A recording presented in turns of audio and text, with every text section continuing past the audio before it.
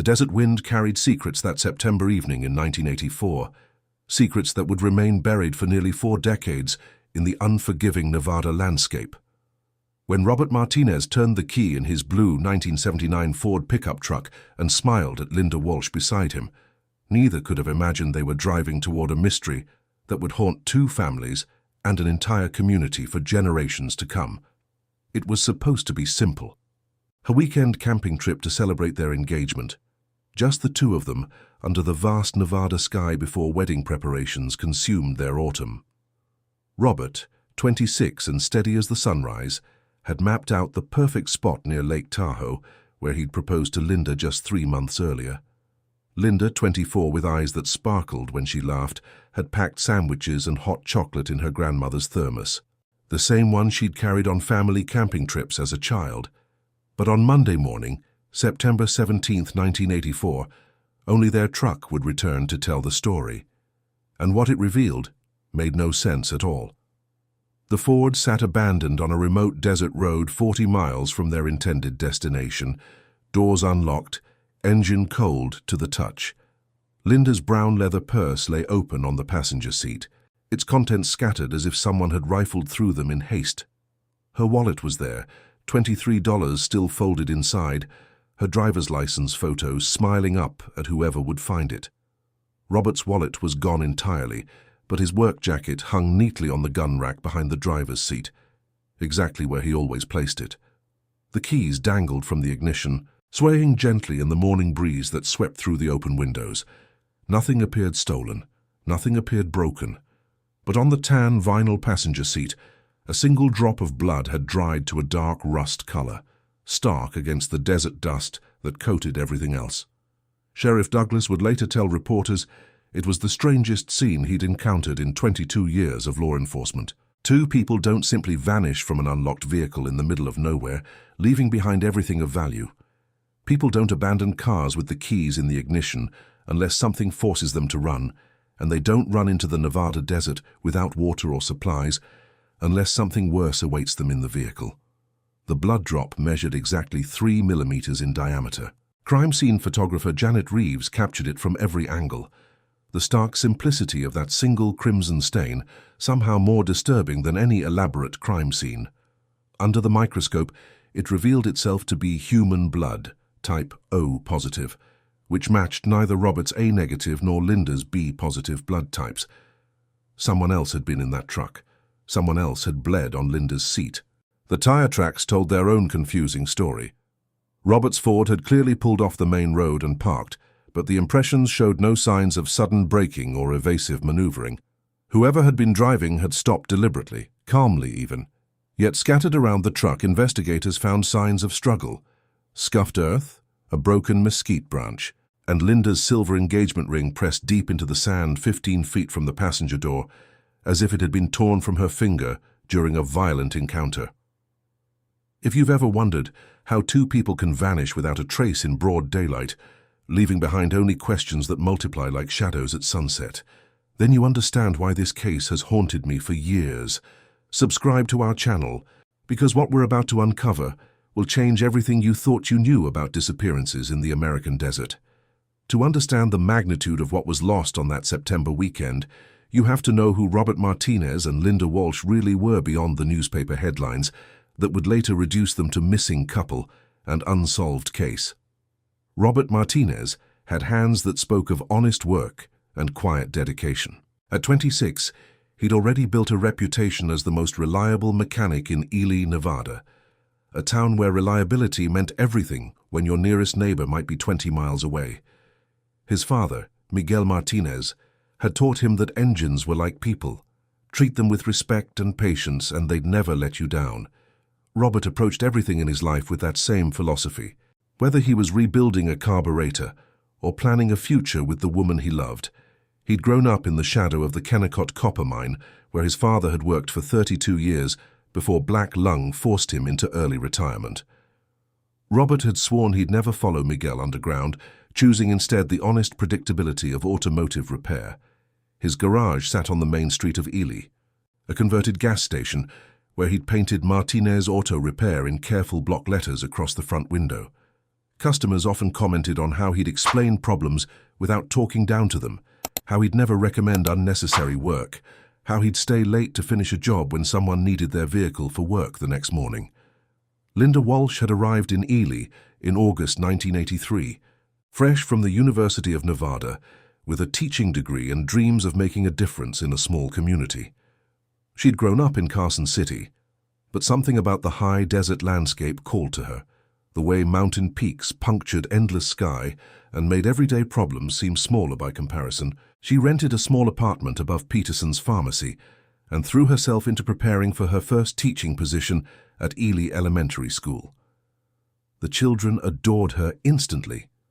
Linda had a gift for making multiplication tables sound like secret codes and turning spelling lessons into treasure hunts. She decorated her classroom with cutouts of desert animals and maps of Nevada, teaching her students that they lived in a place worth knowing intimately. After school, she'd often stay late, helping struggling readers or preparing materials for the next day's lessons. Principal Margaret Foster would later tell investigators that Linda was the kind of teacher who remembered every child's birthday, and somehow always knew exactly what to say when a student faced trouble at home. Their love story began at Murphy's Diner on a Tuesday evening in February 1984. Linda's Volkswagen Bug had refused to start after the Valentine's Day school dance, and Robert happened to be driving past when he saw her standing in the parking lot, keys dangling helplessly in her hand. He spent 45 minutes in the cold, tracing electrical problems by flashlight while she held the light steady, and asked questions that showed she actually wanted to understand what was wrong. They talked until Murphy's closed around them.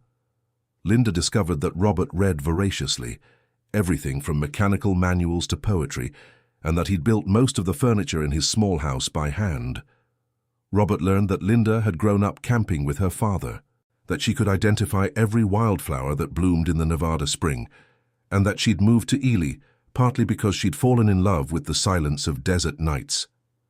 Their courtship unfolded with the careful patience of people who recognized something rare and worth protecting. Sunday picnics in the mountains, long drives on back roads where they'd stop to watch thunderstorms build over distant peaks. Evenings at Robert's kitchen table, where Linda would grade papers while Robert sketched plans for the addition he wanted to build onto his house after they married. He proposed on June 15, 1984, at sunrise from the shores of Lake Tahoe. Linda had thought they were just camping, but Robert had driven 3 hours in the middle of the night to position them at the perfect spot for dawn. When the sun painted the water gold and pink, he knelt in the sand with his grandmother's diamond ring and asked Linda Walsh to become Linda Martinez. Her yes echoed across the empty lake, a sound of pure joy that Robert would replay in his memory during the long months that followed. They'd planned a December wedding, small and intimate, just family and close friends in the little church where Linda had been volunteering with the children's Sunday school program. Linda had already chosen her dress from a shop in Reno, a simple design that she'd described to Robert as perfect for dancing. They talked about children of their own, about the trips they'd take, about growing old together in the house Robert was already enlarging for their future family. John Walsh had always been protective of his younger sister, a habit formed during childhood when Linda's adventurous spirit often led her into situations that required big brother intervention.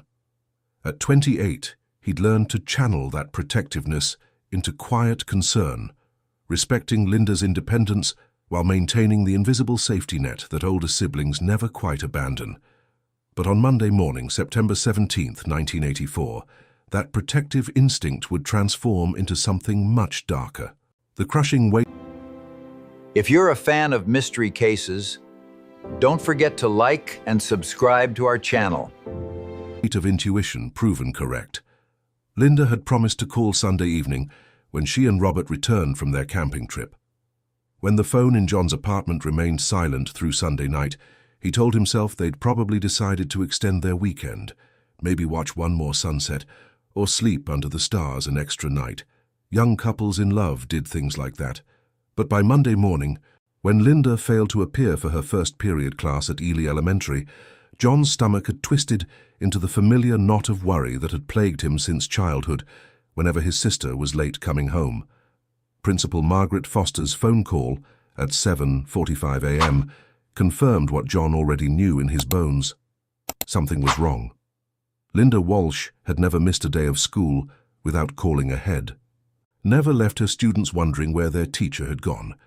She'd been excited about Monday's lesson plan, something involving autumn leaves and mathematics that she'd spent Friday afternoon preparing.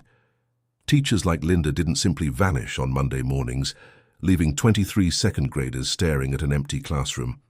John drove the route he knew Robert had planned to take, following Highway 6 toward Lake Tahoe, with growing dread building in his chest like a storm system. The Nevada landscape stretched endlessly on either side of the blacktop, mile after mile of sagebrush and scattered Joshua trees that could hide 1,000 secrets. Every rise in the road offered hope that he'd spot the familiar silhouette of Robert's blue Ford ahead, maybe pulled over with a flat tire or overheated radiator.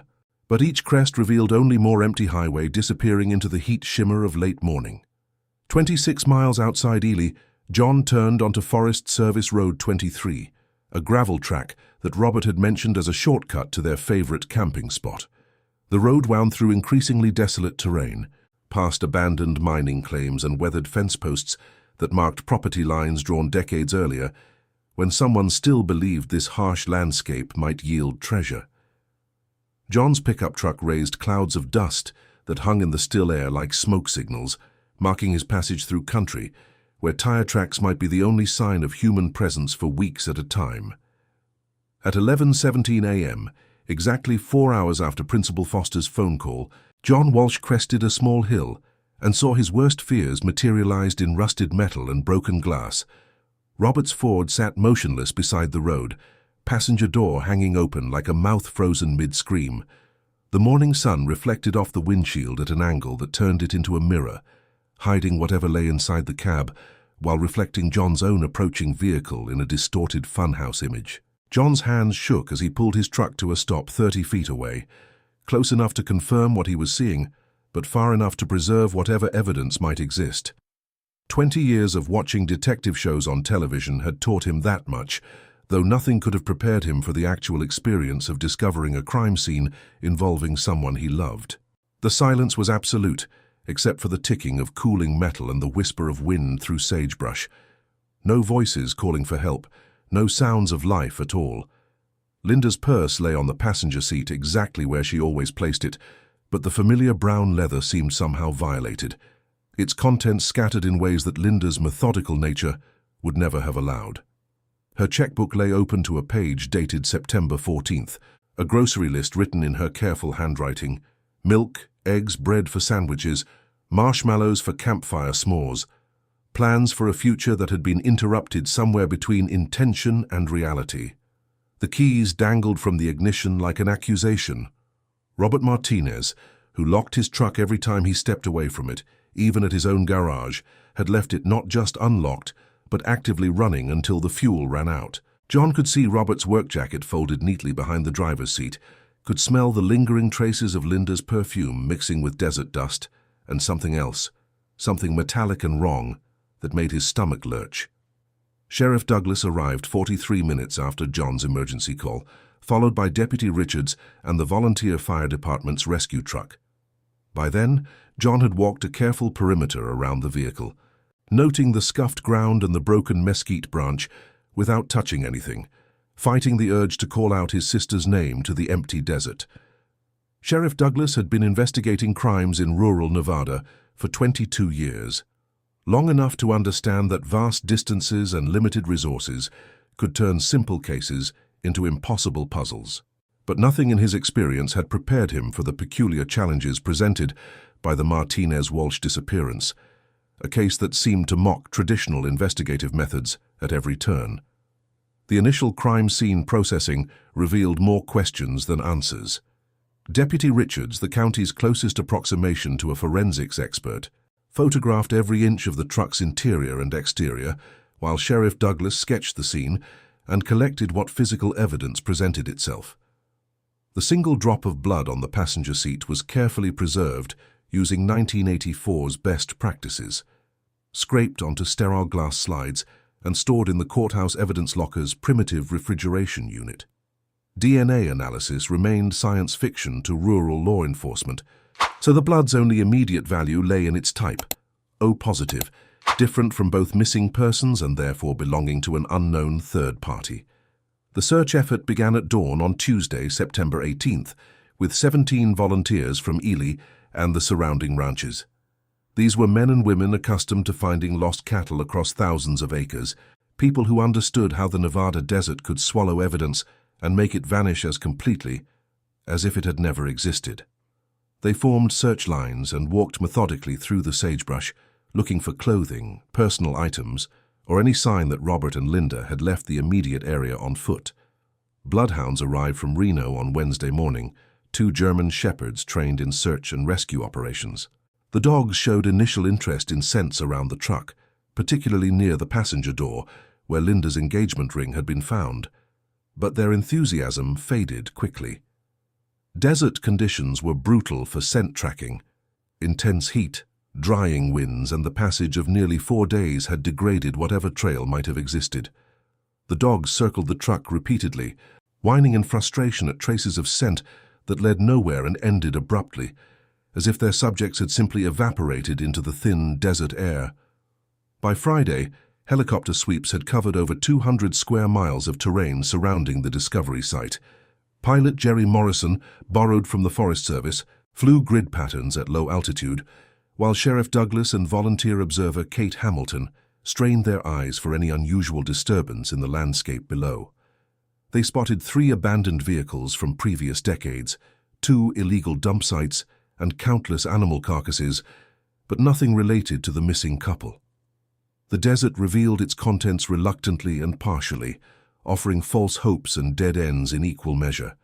Interviews with local residents produced a frustrating collection of half-remembered observations and contradictory accounts. Rancher Bill Thompson reported seeing an unfamiliar sedan heading toward the mountains on Saturday evening, but couldn't provide details about color or license plate. Gas station attendant Maria Santos remembered a nervous man buying cigarettes and asking for directions to Lake Tahoe on Sunday morning. But her description could have matched half the men in Nevada. Each potential witness seemed to have noticed something slightly different at times that didn't quite align with the established timeline. The most promising lead came from elderly prospector Frank Kemp, who maintained a mining claim 12 miles north of where the truck was found. Kemp insisted he'd heard raised voices and what might have been a woman screaming sometime Saturday night, but he couldn't pinpoint the exact time or direction. His hermit lifestyle and reputation for drinking made him an unreliable witness in Sheriff Douglas's estimation, though the report was dutifully recorded and filed with growing stack of conflicting testimonies. Technical limitations hampered every aspect of the investigation. The county's single crime scene camera produced grainy black-and-white images that captured general shapes but missed crucial details. Fingerprint analysis required sending evidence to the state lab in Carson City, where backlogged cases meant waiting weeks for results. Communication between agencies relied on radio systems that worked sporadically in the mountainous terrain, creating coordination problems that allowed potential witnesses to disappear before they could be properly interviewed. The blood evidence presented its own challenges. Preservation methods in 1984 were primitive compared to modern standards, requiring careful temperature control and contamination prevention that strained the county's limited resources. Sheriff Douglas made the decision to divide the sample, keeping portion locally while sending another to the state lab for analysis. The results, when they eventually arrived 6 weeks later, confirmed human blood type O positive, but offered no additional identifying characteristics. As September turned to October, the search effort gradually diminished from 17 volunteers to 7, then to 3 dedicated family members who continued walking the desert on weekends. The helicopter flights ended when Forest Service budget constraints required returning the aircraft to firefighting duties. The bloodhounds went home to Reno after a week of fruitless searching. One by one, the resources that modern audiences expect in missing persons cases simply evaporated, leaving Sheriff Douglas with a growing file of dead ends and a community's expectation that he could somehow solve an impossible puzzle with 1984 technology and a budget that barely covered basic operations. Patricia Martinez had raised her son Robert to believe that hard work and honest living would protect him from the world's cruelties, a philosophy that seemed to crumble with each passing day that brought no news of his whereabouts. At 54, she possessed the kind of resilience that came from decades of desert living and the particular strength required to be a miner's wife, but nothing had prepared her for the consuming emptiness of not knowing whether her child was alive or dead. In the weeks following the discovery of the abandoned truck, Patricia transformed her modest kitchen into a command center for her own parallel investigation. The table where she'd once helped Robert with homework now held photocopied flyers bearing his and Linda's photographs, stacks of envelopes addressed to police departments across 3 states, and maps marked with red pins indicating every possible location where 2 people might have been taken against their will. She typed their descriptions so many times on her old Remington typewriter that the letters R, O, B, E, and T had begun to fade from the keys. Every morning at precisely 6 a.m., Patricia would drive to a different location to post flyers, gas stations, grocery stores, post offices, and truck stops throughout Nevada, California, and Utah. She developed relationships with cashiers and waitresses, leaving her phone number with anyone willing to keep a photograph behind their counter or taped to their register. Her careful records showed that she'd distributed over 3,000 flyers by Christmas 1984, each one featuring the same studio portrait of Robert and Linda, taken at Sears just weeks before their disappearance, both of them smiling with the unconscious confidence of people who believed their futures were guaranteed. John Walsh carried a different kind of burden, one that carved deeper grooves into his face with each sleepless night. As the person who'd encouraged Linda's relationship with Robert, who'd approved of their camping plans, and even suggested the specific location where they'd intended to spend their final weekend together, John felt responsible for placing his sister in harm's way. He'd replayed their last conversation hundreds of times, searching for warning signs he might have missed, clues that could have prevented the tragedy that followed. The guilt manifested in obsessive behaviors that worried his friends and family. John would drive the desert roads for hours every weekend, following increasingly remote tracks in search of evidence that professional investigators had missed. His truck's odometer recorded thousands of miles of futile searching through terrain so desolate that he sometimes went entire days without seeing another human being. He carried water, first aid supplies, and emergency flares, but more importantly, he carried the desperate hope that around the next bend or over the next hill, he'd find some trace of Linda that would bring her home. Community support, which had been overwhelming in the initial weeks, began to fade with the particular cruelty of time passing without resolution. Ely was a small town where everyone knew everyone, where tragedies were shared communally and recovery was a group effort. But even the most dedicated supporters couldn't sustain their intensity indefinitely. The weekly prayer vigils at St. Bartholomew's Catholic Church, which had drawn over 100 participants in October, dwindled to a faithful core of 12 by March 1985. The volunteer search parties that had once covered hundreds of acres gradually disbanded as participants returned to their own demanding lives. Patricia noticed the change in subtle ways that cut deeper than outright abandonment. Conversations in the grocery store that stopped when she approached, friends who crossed to the other side of Main Street rather than face another update about leads that went nowhere. The gradual transition from active sympathy to polite avoidance as her grief became an uncomfortable reminder of how quickly normal life could be shattered. She understood, intellectually, that people couldn't remain focused on her tragedy indefinitely, but the isolation felt like a second loss layered over the first.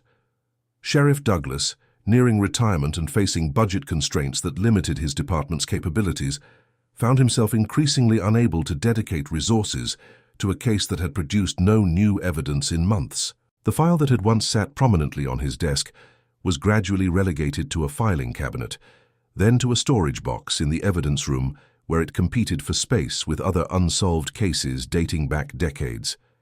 His replacement, Sheriff Williams, inherited 17 active investigations and limited manpower, making the Martinez Walsh case a lower priority despite its emotional significance to the community. By 1987, 3 years after the disappearance, Patricia Martinez had exhausted her savings on private investigators, reward money, and the countless expenses associated with searching for missing persons. The flyers in her kitchen had yellowed with age, and many of the businesses where she'd posted them had changed ownership or closed entirely.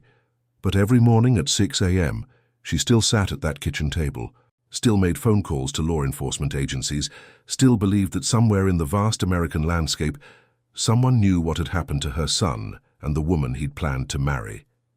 The evidence box labeled Martinez, Robert, Walsh, Linda, case 1984-847, had been moved 7 times in its first decade of existence, migrating from active case files to cold case storage to archive boxes stacked in increasingly remote corners of the Ely County Sheriff's Department.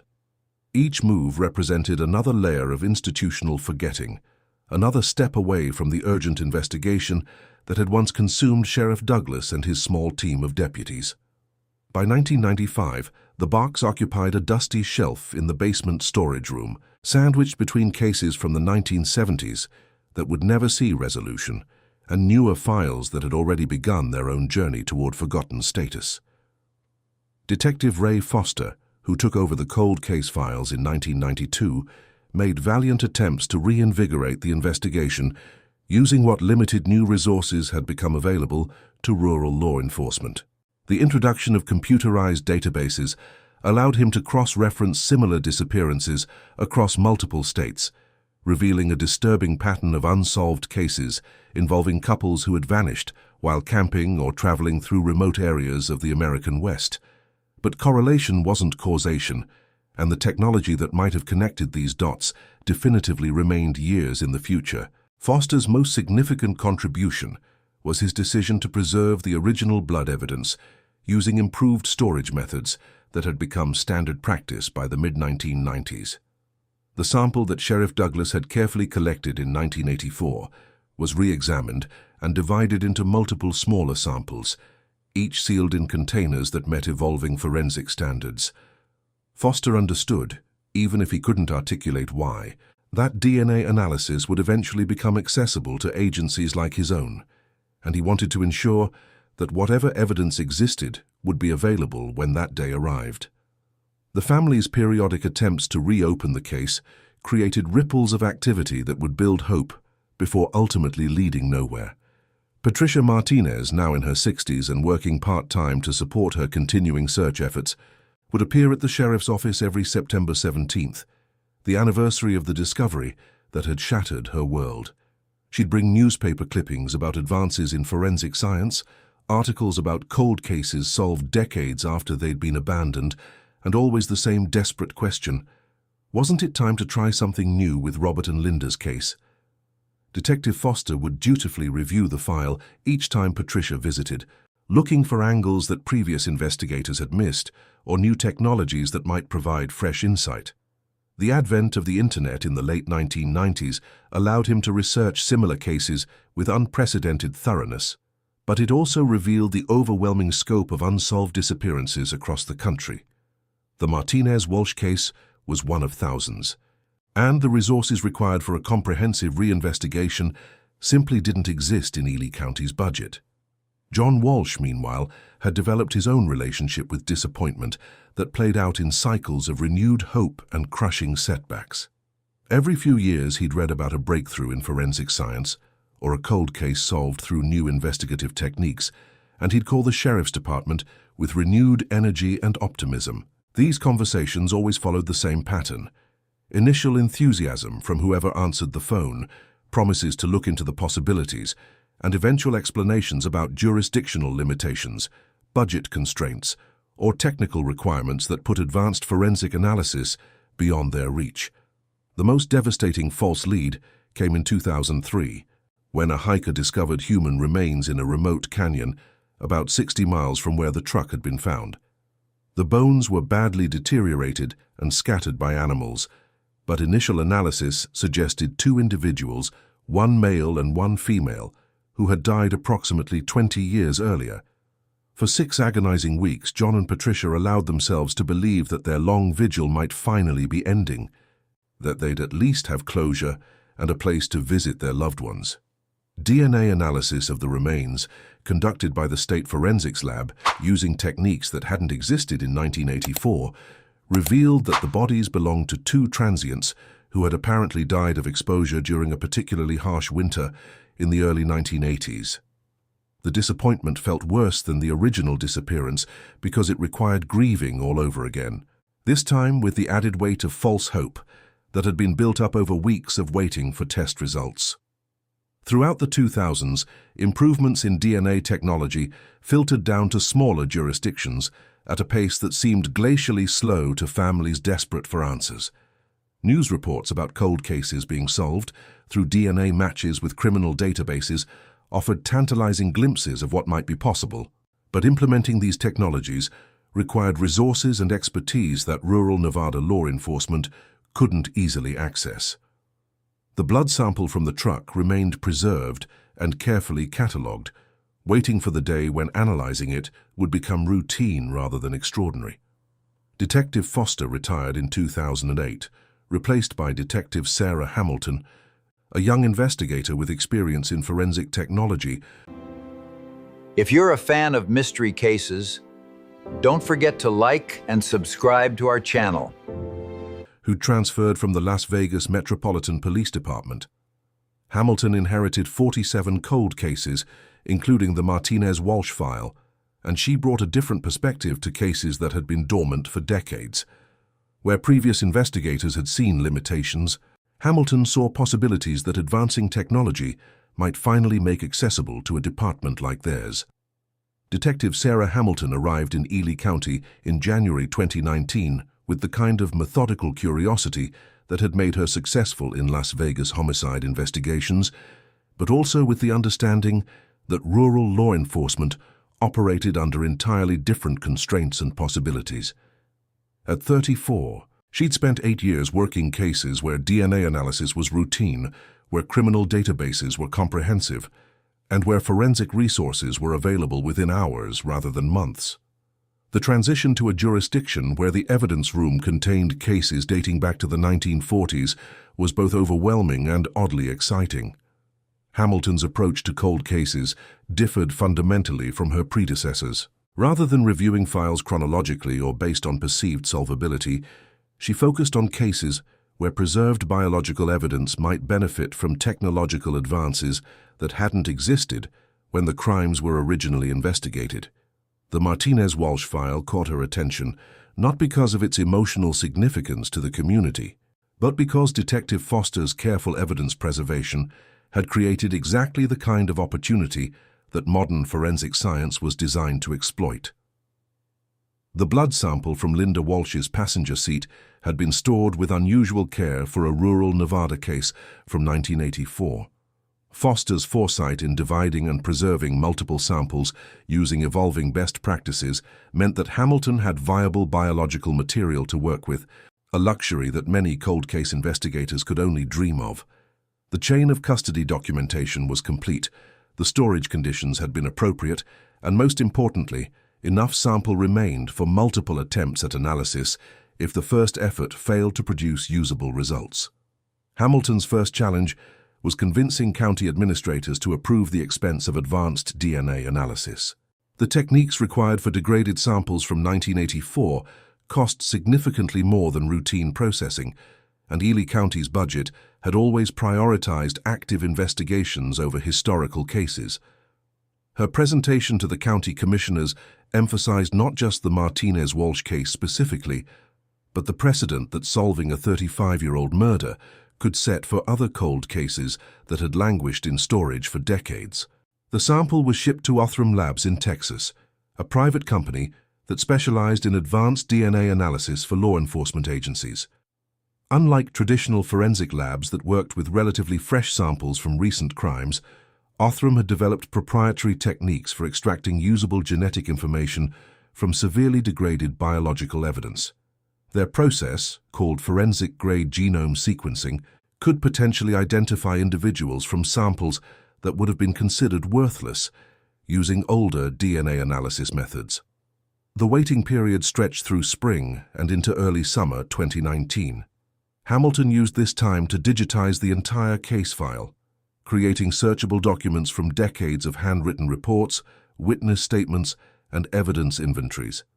She built timelines, cross-referenced similar cases in neighboring jurisdictions, and slowly assembled a comprehensive digital archive that would have been impossible for investigators in 1984 to imagine.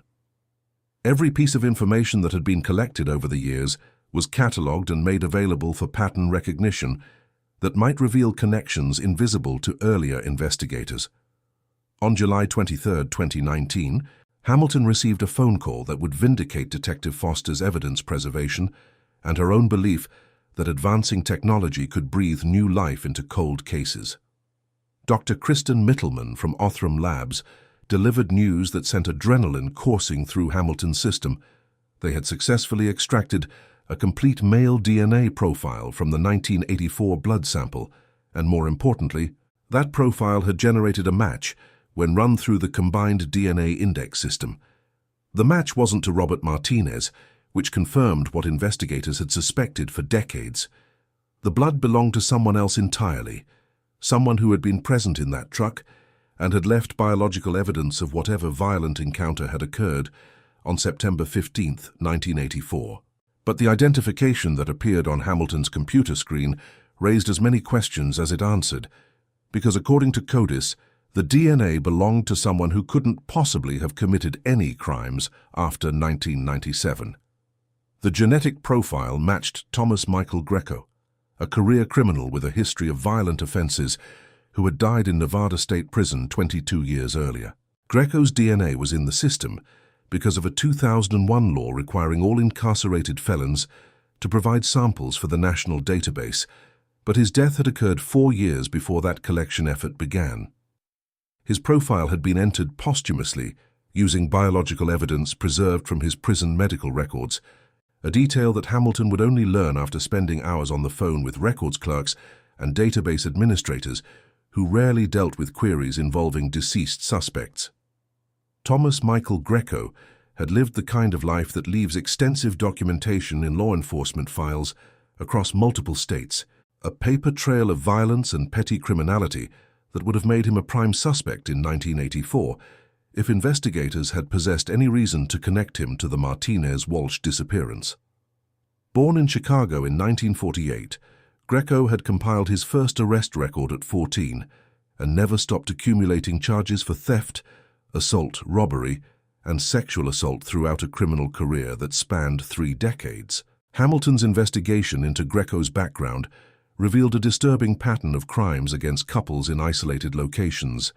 His modus operandi, established through police reports from California, Arizona, and Nevada, involved targeting young people who had camped or parked in remote areas where they expected privacy and safety. Greco would approach under the pretense of needing help or offering assistance, then use weapons to control his victims while robbing them of money and valuables. What made him particularly dangerous was his willingness to escalate violence when victims resisted or when he felt threatened by potential witnesses. The challenge Hamilton faced was reconstructing Greco's movements during September 1984, a task complicated by the transient lifestyle that had allowed him to avoid sustained law enforcement attention for years at a time. His criminal history showed arrests in Reno on August 12, 1984, for public intoxication and possession of stolen property, but he'd been released after posting bail and had apparently vanished from official record until surfacing in Los Angeles 3 months later with charges related to armed robbery of a convenience store. Greco's prison file, obtained from Nevada Department of Corrections, provided crucial insights into his behavior patterns and psychological profile. Multiple psychiatric evaluations conducted during his various incarcerations described him as narcissistic and prone to violence when challenged, with particular hostility toward young couples whose happiness seemed to trigger explosive rage. Dr. Margaret Chen, who had evaluated Greco in 1989, noted in her report that he showed complete lack of empathy for victims and expressed satisfaction when discussing violent encounters with people he perceived as having advantages he'd been denied. The breakthrough came when Hamilton discovered a collection of letters that Greco had written to his sister during his final incarceration from 1993 until his death in 1997. These letters, preserved in the personal effects that prison authorities had returned to his family, contained references to crimes that had never been officially solved or connected to his name. Maria Greco, now 73 and living in Phoenix, had kept her brother's correspondence out of some misguided sense of family loyalty, never realizing that his rambling confessions might provide closure for families who had waited decades for answers. In a letter dated November 15, 1995, Greco had written about that couple in Nevada who thought they were so much better than everyone else, the ones who got what they deserved for being in the wrong place with their fancy truck and nice clothes. The letter continued with details that had never been released to the public: Linda's silver engagement ring, Robert's missing wallet, and most damning of all, a reference to the blood I left behind that would have been impossible for Greco to know unless he'd been present during whatever violent encounter had occurred. Hamilton's review of witness statements from 1984 revealed testimony that had been dismissed at the time but now seemed prophetic in light of Greco's identification.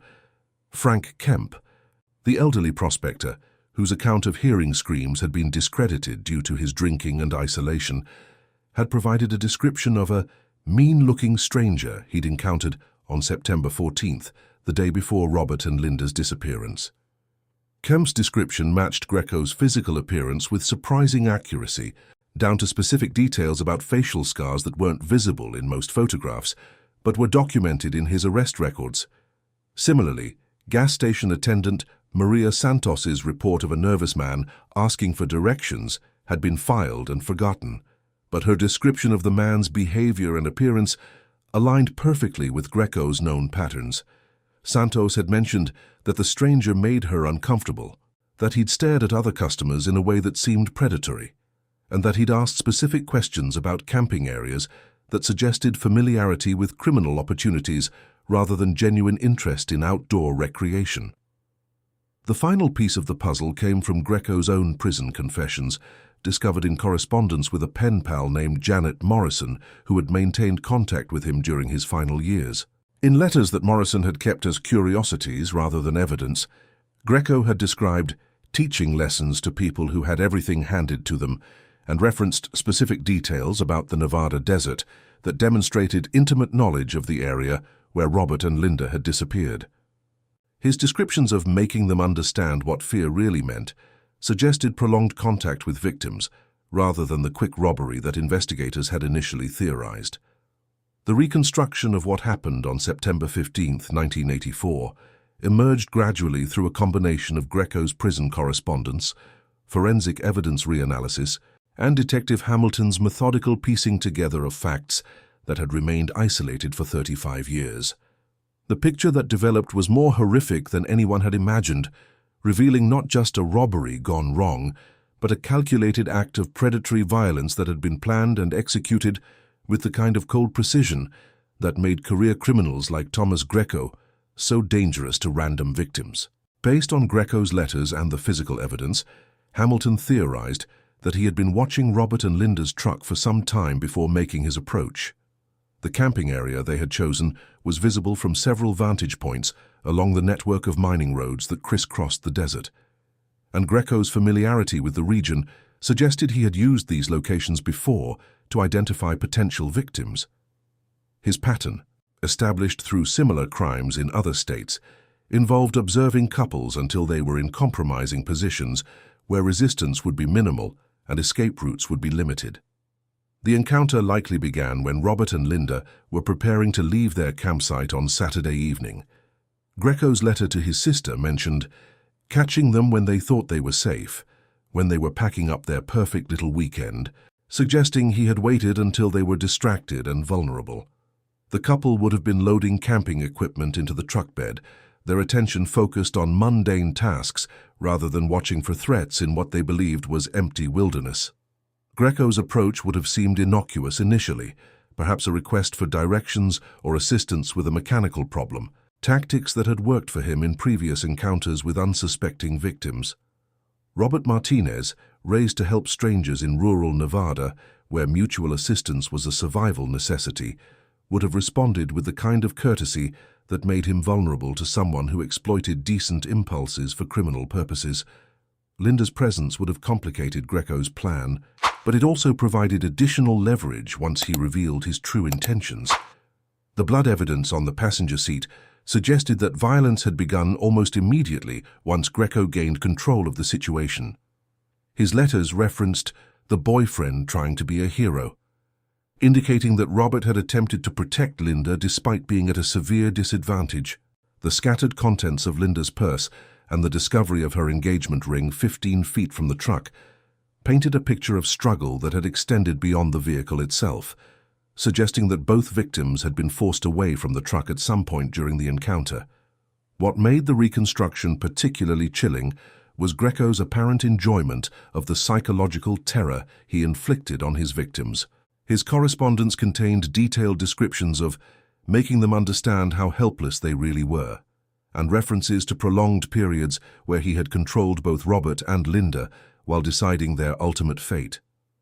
The missing wallet suggested robbery had been part of his motivation, but the extended time frame implied in his letters indicated that money had been secondary to the pleasure he derived from dominating people he perceived as privileged and naive. The breakthrough that led to the recovery of remains came from Greco's most detailed confession letter, written to pen pal Janet Morrison in December 1996, just months before his death from liver disease. In rambling prose that mixed self-justification with specific geographic details, Greco had described putting them where no one would ever find them, where the desert would take care of what I started. His references to the old mine shaft, where the ground opens up like a mouth, provided Hamilton with enough information to identify the location where Robert and Linda's bodies had been concealed for over 3 decades. Hamilton's search of Nevada mining records revealed 6 abandoned shafts within a 20-mile radius of where the truck had been discovered. Armed with metal detectors and ground-penetrating radar borrowed from the State Archaeological Survey, Hamilton and a team of volunteers began the grim task of searching locations that matched Greco's descriptions. The shaft he had referenced was located on December 14, 2019, hidden beneath decades of accumulated debris and marked only by a depression in the ground that would have been invisible to casual observers. The remains of Robert Martinez and Linda Walsh were recovered from a depth of 32 feet, their bodies preserved by the dry desert air and protected from animal disturbance by the shaft's narrow opening. Personal effects confirmed their identities. Linda's class ring from the University of Nevada, Robert's distinctive belt buckle with his initials, and fragments of clothing that family members would later recognize from photographs taken during their final weekend together. The call that Patricia Martinez had been waiting 35 years to receive came on a Tuesday morning in December 2019, delivered by Detective Hamilton with the kind of gentle professionalism that acknowledged both the relief and renewed grief that definitive answers would bring. At 79 years old, Patricia had outlived many of the people who had supported her through the initial search efforts, but she had never stopped believing that somewhere in the vast Nevada landscape, her son was waiting to be found and brought home. The funeral service for Robert Martinez and Linda Walsh was held on January 18, 2020, at St. Bartholomew's Catholic Church, the same building where they would have been married 36 years earlier if their lives hadn't been cut short by a predator's violence. The church was filled beyond capacity with people who remembered the young couple, along with younger community members who had grown up hearing their story and understanding it as a cautionary tale about the dangers that could lurk even in familiar landscapes. John Walsh, now 64 and bearing the physical toll of decades spent searching for his sister, delivered a eulogy that captured both the devastating loss and the strange comfort that came with finally having answers. His voice broke when he described Linda's excitement about the camping trip, about her plans for their December wedding, about the children she would never teach and the life she would never live. But there was also gratitude for Detective Hamilton's dedication, for the community members who had never completely forgotten, and for the technology that had finally made justice possible even decades after traditional investigation methods had failed. Patricia Martinez, supported by family members as she approached Robert's casket, placed inside it the engagement announcement that she had written for the local newspaper but never submitted, along with blueprints for the house addition he had planned to build after the wedding. These artifacts of interrupted dreams seemed to represent all the futures that had been stolen, not just from Robert and Linda, but from the families who had spent 35 years suspended between hope and despair. The impact of the case's resolution extended far beyond the immediate families involved. Detective Hamilton's success in solving the Martinez-Walsh murders using advanced DNA analysis led to increased funding for cold case investigations in rural Nevada, with state legislators recognizing that technological advances had created new possibilities for cases that had previously been considered permanently unsolvable. Her methodical approach became a model for other rural law enforcement agencies dealing with similar backlogs of historical cases. Hamilton herself found the experience transformative in ways she hadn't expected. The connection she had felt to victims she had never met, the responsibility of bringing closure to families who had waited decades for answers, and the community impact of resolving a case that had haunted Ely for an entire generation, gave her work a meaning that went beyond professional achievement. She became an advocate for cold case investigation, speaking at law enforcement conferences about the importance of evidence preservation and the potential for technology to resurrect cases that previous generations of investigators had been forced to abandon. The case also highlighted the broader issue of violent crimes against people in isolated locations, leading to improved communication protocols between rural jurisdictions and better resource sharing for cases involving transient criminals who operated across county and state lines. Greco's pattern of targeting couples in remote camping areas had been documented in multiple jurisdictions, but the lack of coordination between agencies had prevented anyone from recognizing him as a serial predator until after his death. For the community of Ely, the resolution brought a complex mixture of relief and renewed trauma. Many residents had carried the weight of the unsolved disappearance for decades, wondering whether the perpetrator still lived among them or might return to harm others. Learning that Greco had died in prison years earlier provided reassurance, but it also meant confronting the reality that Robert and Linda had suffered and died while their killer continued living for another 13 years without facing justice for their murders. If you're someone who believes that every victim deserves justice, no matter how much time has passed, then you understand why cases like this matter so much to the families left behind and to the communities that refuse to forget. Consider subscribing to our channel, because there are thousands of other cold cases waiting for the right combination of technology, dedication, and public attention that could finally bring their families the answers they deserve. The story of Robert Martinez and Linda Walsh proves that even after 35 years, even when all hope seems lost, the truth can still emerge from the silence of the desert and bring peace to those who never stop believing in the possibility of justice.